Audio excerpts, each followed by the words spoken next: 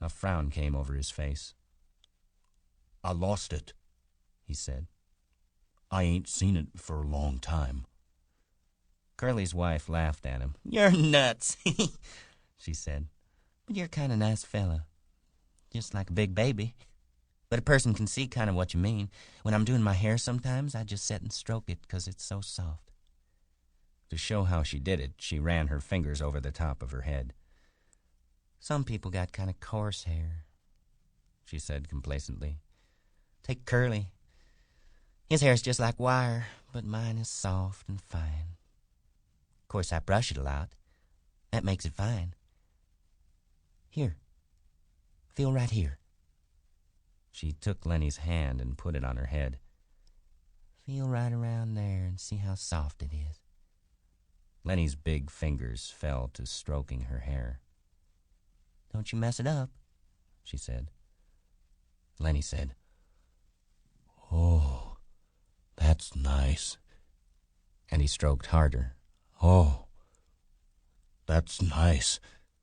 "Look out now, you'll mess it up." And then she cried angrily, "You stop it now, you'll mess it all up." She jerked her head sideways, and Lenny's fingers closed on her hair and hung on. "Let go!" she cried. "You let go!" Lenny was in a panic. His face was contorted. She screamed then, and Lenny's other hand closed over her mouth and nose. "Please don't," he begged. "Oh, please don't do that. George will be mad." She struggled violently under his hands. Her feet battered on the hay, and she writhed to be free, and from under Lenny's hand came a muffled screaming. Lenny began to cry with fright. "Oh, please don't do none of that," he begged. "George is going to say I done a bad thing. He ain't going to let me tend no rabbits." He moved his hand a little, and her hoarse cry came out. Then Lenny grew angry. "Now don't," he said. "I don't want you to yell. You're going to get me in trouble just like George says you will. Now don't do that." And she continued to struggle, and her eyes were wild with terror. He shook her then, and he was angry with her. "Don't you go yelling," he said, and he shook her, and her body flopped like a fish, and then she was still. For Lenny had broken her neck. He looked down at her, and carefully he removed his hand from over her mouth, and she lay still. "I don't want to hurt you," he said, "but George will be mad if you yell." When she didn't answer nor move, he bent closely over her. He lifted her arm and let it drop. For a moment he seemed bewildered, and then he whispered in fright, "I done a bad thing. I done another bad thing." He pawed up the hay until it partly covered her. From outside the barn came a cry of men and the double clang of shoes on metal. For the first time, Lenny became conscious of the outside. He crouched down in the hay and listened. "I done a real bad thing," he said. "I shouldn't have did that. George will be mad, and he said, hide in the brush till he come. He's going to be mad in the brush till he come. That's what he said." Lenny went back and looked at the dead girl. The puppy lay close to her. Lenny picked it up. "I'll throw him away," he said. It's bad enough like it is." He put the pup under his coat, and he crept to the barn wall and peered out between the cracks toward the horseshoe game. And then he crept around the end of the last manger and disappeared. The sun streaks were high on the wall by now, and the light was growing soft in the barn. Curly's wife lay on her back, and she was half covered with hay. It was very quiet in the barn, and the quiet of the afternoon was on the ranch. Even the clang of the pitched shoes, even the voices of the men in the game seemed to grow more quiet. The air in the barn was dusky in advance of the outside day. A pigeon flew in through the open hay door and circled and flew out again. Around the last stall came a shepherd bitch, lean and long, with heavy, hanging dugs. Halfway to the packing box where the puppies were, she caught the dead scent of Curly's wife, and the hair rose along her spine. She whimpered and cringed to the packing box and jumped in among the puppies. Curly's wife lay with a half covering of yellow hay, and the meanness and the plannings and the discontent and the ache for attention were all gone from her face. She was very pretty and simple, and her face was sweet and young. Now her rouged cheeks and her reddened lips made her seem alive and sleeping very lightly. The curls, tiny little sausages, were spread on the hay behind her head, and her lips were parted. As it happens sometimes, a moment settled and hovered and remained for much more than a moment, and sound stopped and movement stopped for much, much more than a moment. Then gradually time awakened again and moved sluggishly on. The horses stamped on the other side of the feeding racks, and the halter chains clinked. Outside, the men's voices became louder and clearer. From around the end of the last stall, old Candy's voice came. "Lenny?" he called. "Oh, Lenny! You in here? I've been figuring some more. Tell you what we can do, Lenny." Old Candy appeared around the end of the last stall. "Oh, Lenny!" he called again, and then he stopped, and his body stiffened. He rubbed his smooth wrist on his white stubble whiskers. "I didn't know you was here," he said to Curly's wife. When she didn't answer, he stepped nearer. "You oughtn't to sleep out here," he said disapprovingly. And then he was beside her, and... "Oh, Jesus Christ." And he looked about helplessly, and he rubbed his beard. And then he jumped up and went quickly out of the barn. But the barn was alive now. The horses stamped and snorted, and they chewed the straw of their bedding, and they clashed the chains of their halters. In a moment, Candy came back, and George was with him. George said, "What was it you wanted to see me about?" Candy pointed at Curly's wife. George stared. "What's the matter with her?" he asked. He stepped closer, and then he echoed Candy's words. "Oh, Jesus Christ." And he was down on his knees beside her. He put his hand over her heart. And finally, when he stood up slowly and stiffly, his face was as hard and tight as wood, and his eyes were hard. Candy said, "What done it?" George looked coldly at him. "Ain't you got any idea?" he asked. And Candy was silent. "I should have knew," George said hopelessly. "I guess maybe way back in my head I did." Candy asked, "What we gonna do now, George? What we gonna do now?" George was a long time in answering. "Guess we gotta tell the guys. I guess we gotta get him and lock him up. We can't let him get away while the poor bastards starve." And he tried to reassure himself. "Maybe they'll lock him up and be nice to him." But Candy said excitedly, "We ought to let him get away. You don't know that, Curly. Curly's gonna want to get him lynched. Curly'll get him killed." George watched Candy's lips. "Yeah," he said at last. "That's right, Curly will. And the other guys will."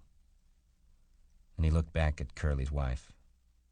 Now Candy spoke his greatest fear. "You and me can get that little place, can't we, George? You and me can go there and live nice, can't we, George? Can't we?" Before George answered, Candy dropped his head and looked down at the hay. He knew. George said softly, "I think I knowed it from the very first. I think I knowed we'd never do her. You used to like to hear about it so much, I got to thinking maybe we would." "Then it's all off?" Candy asked sulkily. George didn't answer his question. George said, "I'll work my month. I'll take my $50 and I'll stay all night in some lousy cat house. Or I'll sit in a pool room till everybody goes home. Then I'll come back and work another month. I'll have another $50 more." Candy said, "He's such a nice fella. I didn't think he'd do nothing like this." George still stared at Curly's wife. "Lenny never done it in meanness," he said.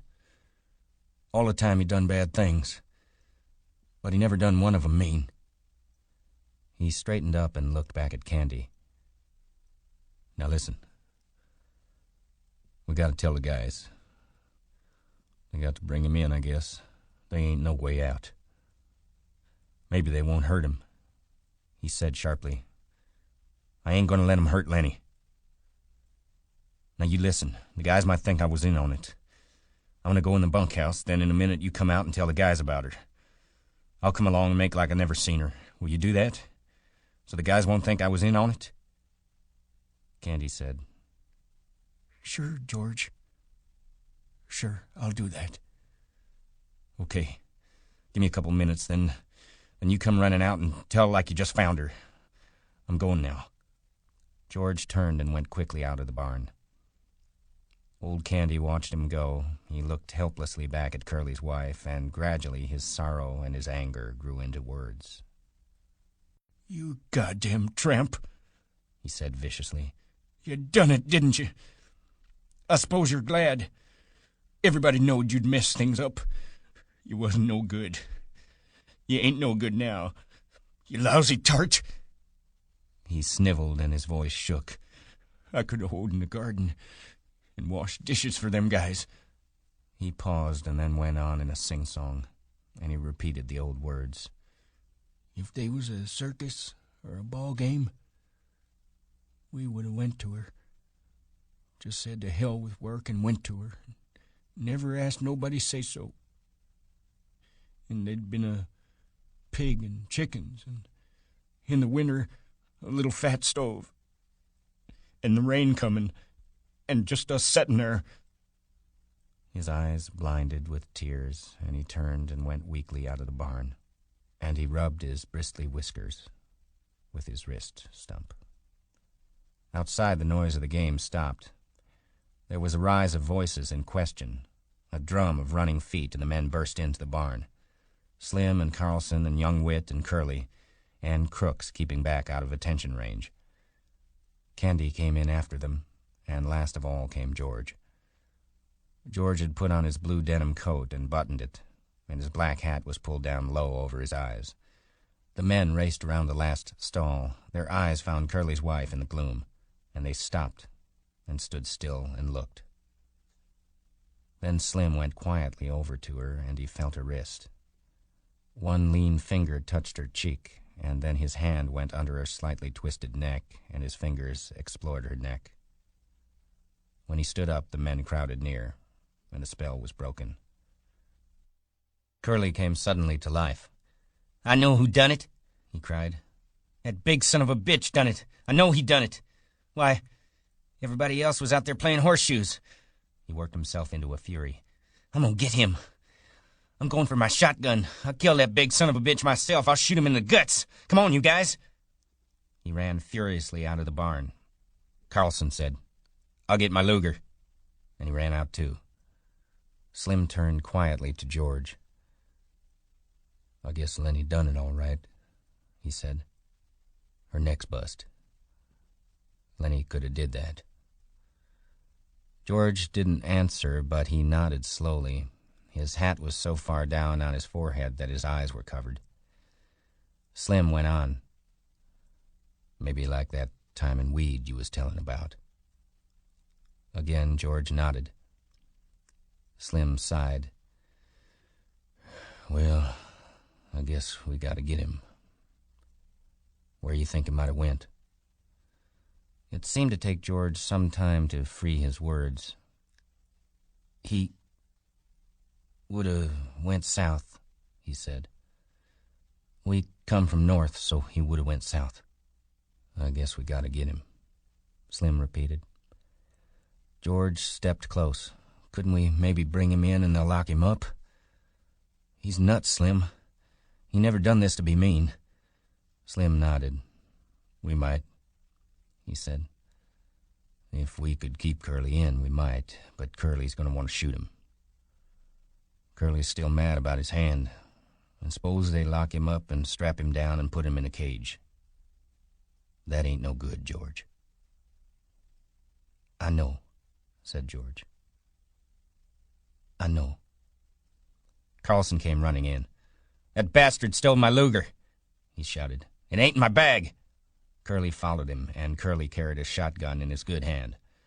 Curly was cold now. All right, you guys, he said. Nigger's got a shotgun. You take it, Carlson. When you see him, don't give him no chance. Shoot for his guts. That'll double him over. Whit said excitedly. I ain't got no gun, Curly said. You go into Soledad, get a cop. You get Al Wiltz. He's deputy sheriff. Let's go now. He turned suspiciously on George. You coming with us, fella?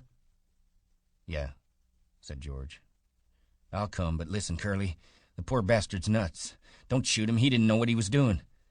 Don't shoot him, Curly cried. He's got Carlson's Luger. Of course we'll shoot him. George said weakly. Maybe Carlson lost his gun. I seen it this morning, said Carlson. No, it's been took.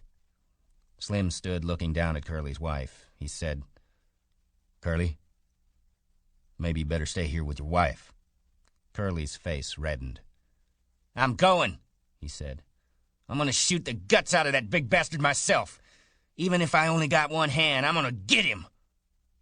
Slim turned to Candy. You stay here with her then, Candy. The rest of us better get going. They moved away. George stopped a moment beside Candy, and they both looked down at the dead girl until Curly called. You, George! You stick with us so we don't think you had nothing to do with this. George moved slowly after them, and his feet dragged heavily. And when they were gone, Candy squatted down in the hay and watched the face of Curly's wife. Poor bastard, he said softly. The sound of the men grew fainter. The barn was darkening gradually, and in their stalls the horses shifted their feet and rattled their halter chains. Old Candy lay down in the hay and covered his eyes with his arm. The deep green pool of the Salinas River was still in the late afternoon. Already the sun had left the valley to go climbing up the slopes of the Gabilan Mountains, and the hilltops were rosy in the sun. But by the pool, among the mottled sycamores, a pleasant shade had fallen. A water snake glided smoothly up the pool, twisting its periscope head from side to side, and it swam the length of the pool and came to the legs of a motionless heron that stood in the shallows. A silent head and beak lanced down and plucked it out by the head, and the beak swallowed the little snake while its tail waved frantically.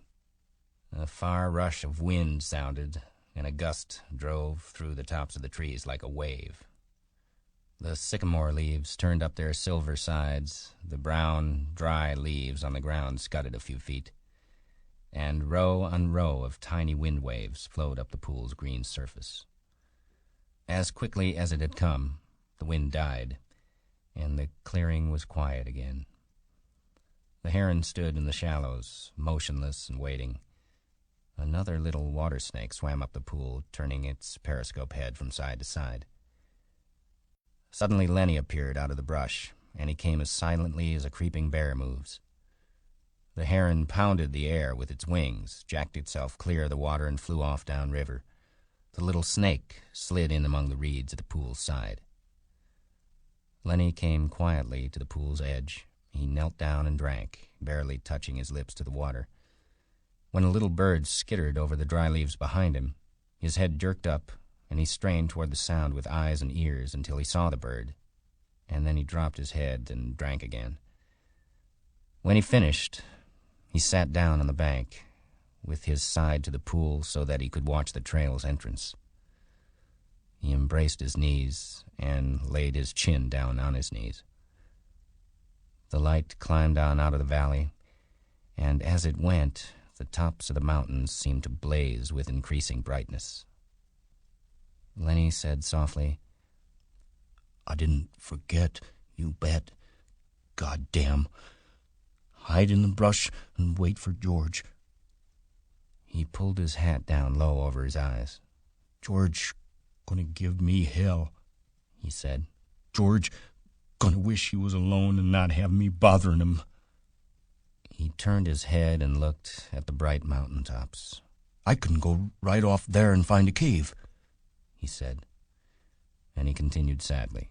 And never have no ketchup, but I won't care. If George don't want me, I'll go away. I'll go away. And then from out of Lenny's head, there came a little fat old woman. She wore thick bullseye glasses, and she wore a huge gingham apron with pockets, and she was starched and clean. She stood in front of Lenny and put her hands on her hips, and she frowned disapprovingly at him. And when she spoke, it was in Lenny's voice. I told you and told you, she said. I told you mind George because he's such a nice fella and good to you, but you don't never take no care. You do bad things. And then Lenny answered her. I tried, Aunt Clara, ma'am. I tried and tried. I couldn't help it. You never give a thought to George, she went on in Lenny's voice. He been doing nice things for you all the time. When he got a piece of pie, you always got half or more than half. And if there was any ketchup, why, he'd give it all to you. I know, said Lenny miserably. I tried, Aunt Clara, ma'am. I tried and tried, she interrupted him. All the time. He could have had such a good time if it wasn't for you. He would have took his pay and raised hell in a whorehouse. And he could have sat in a pool room and played snooker. But he got to take care of you. Lenny moaned with grief. I know, Aunt Clara, ma'am. I'll go right off in the hills and find a cave, and I'll live there so I won't be no more trouble to George. You just say that, she said sharply. You're always saying that. And you know, son of a bitchin' well, you ain't never gonna do it. You'll just stick around and stew the bejesus out of George all the time. Lenny said, I might just as well go away. George ain't gonna let me tend no rabbits now. Aunt Clara was gone, and from out of Lenny's head there came a gigantic rabbit. It sat on its haunches in front of him, and it waggled its ears and crinkled its nose at him, and it spoke in Lenny's voice, too. 10 rabbits, it said scornfully. You crazy bastard. You ain't fit to lick the boots of no rabbit. You'd forget 'em and let 'em go hungry. That's what you'd do. And then what would George think? I would not forget, Lenny said loudly. The hell you wouldn't, said the rabbit. You ain't worth a greased jackpin to ram you into hell. Christ knows George done everything he could to jack you out of the sewer, but it don't do no good. If you think George gonna let you tend the rabbits, you're even crazier than usual. He ain't. He's gonna beat the hell out of you with a stick, that's what he's gonna do. Now Lenny retorted belligerently. He ain't neither. George wouldn't do nothing like that. I knew George since I forgot when, and he ain't never raised his hand to me with a stick. He's nice to me. He ain't gonna be mean. Well, he's sick of you, said the rabbit. He's gonna beat hell out of you and then go away and leave you. He won't, Lenny cried frantically. He won't do nothing like that. I know George. Me and him travels together. But the rabbit repeated softly over and over. He gonna leave you, you crazy bastard. He gonna leave you all alone. He ain't gonna leave you, crazy bastard. Lenny put his hands over his ears. He ain't. I tell you he ain't. And he cried, Oh, George! George! George! George came quietly out of the brush, and the rabbit scuttled back into Lenny's brain. George said quietly, What the hell you yelling about? Lenny got up on his knees. You ain't gonna leave me, are you, George? I know you ain't. George came stiffly near and sat down beside him. No. I knowed it, Lenny cried. You ain't that kind. George was silent. Lenny said, George? Yeah. I done another bad thing. It don't make no difference, George said, and he fell silent again. Only the topmost ridges were in the sun now. The shadow in the valley was blue and soft. From the distance came the sound of the men shouting to one another. George turned his head and listened to the shouts. Lenny said, "George?" "Yeah?" "Ain't you gonna give me hell?" "Give you hell?" "Sure. Like you always done before. Like if I didn't have you, I'd take my $50. "Jesus Christ, Lenny. You can't remember nothing that happens. But you remember every word I say." "Well, ain't you gonna say it?" George shook himself. He said woodenly, "If I was alone, I could live so easy." His voice was monotonous, had no emphasis. "I could get a job, not have no mess." He stopped. "Go on," said Lenny. "And when the end of the month come..." "And when the end of the month come, I could take my $50 and go to a cat house." He stopped again. Lenny looked eagerly at him. "Go on, George. Ain't you gonna give me no more hell?" "No," said George. "Well, I can go away," said Lenny. "I'll go right off in the hills and find a cave if you don't want me." George shook himself again. "No," he said. "I want you to stay with me here." Lenny said craftily, "Tell me like you done before." "Tell you what?" "About the other guys and about us." George said, "Guys like us got no family. They make a little stake and they blow it in. They ain't got nobody in the world gives a hoot in hell about 'em." "But not us," Lenny cried happily. "Tell about us now." George was quiet for a moment. "But not us," he said. "Because?" "Because I got you and I got you. We got each other. That's what that gives a hoot in hell about us." Lenny cried in triumph. The little evening breeze blew over the clearing, and the leaves rustled, and the wind waves flowed up the green pool. And the shouts of men sounded again, this time much closer than before. George took off his hat. He said shakily, "Take off your hat, Lenny. The air feels fine." Lenny removed his hat dutifully and laid it on the ground in front of him. The shadow in the valley was bluer, and the evening came fast. On the wind, the sound of crashing in the brush came to them. Lenny said, "Tell how it's going to be." George had been listening to the distant sounds. For a moment, he was businesslike. "Look across the river, Lenny, and I'll tell you so you can almost see it." Lenny turned his head and looked off across the pool and up the darkening slopes of the Gabilons. "We're going to get a little place," George began. He reached in his side pocket and brought out Carlson's Luger.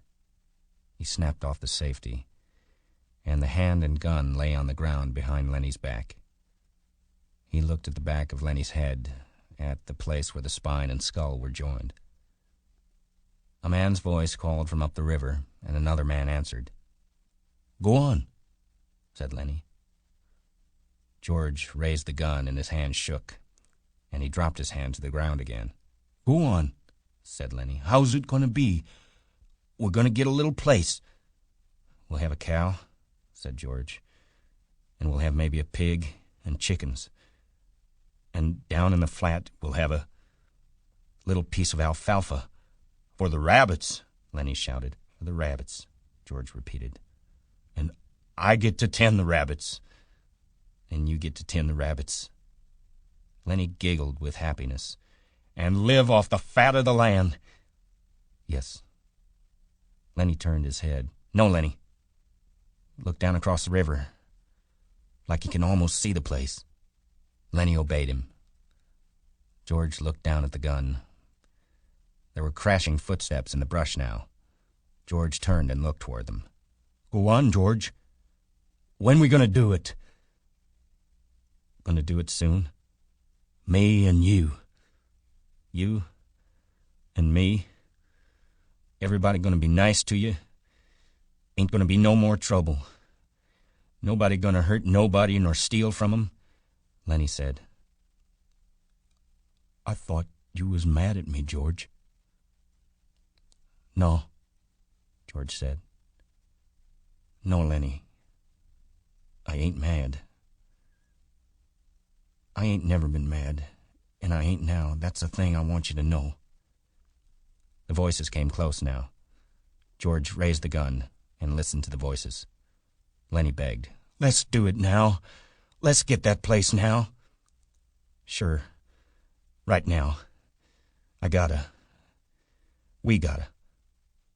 And George raised the gun and steadied it, and he brought the muzzle of it close to the back of Lenny's head. The hand shook violently, but his face set and his hand steadied. He pulled the trigger.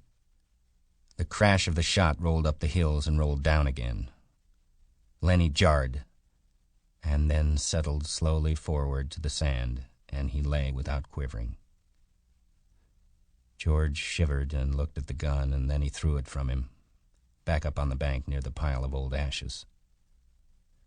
The brush seemed filled with cries and with the sound of running feet. Slim's voice shouted, "George? Where you at, George?" But George sat stiffly on the bank and looked at his right hand that had thrown the gun away.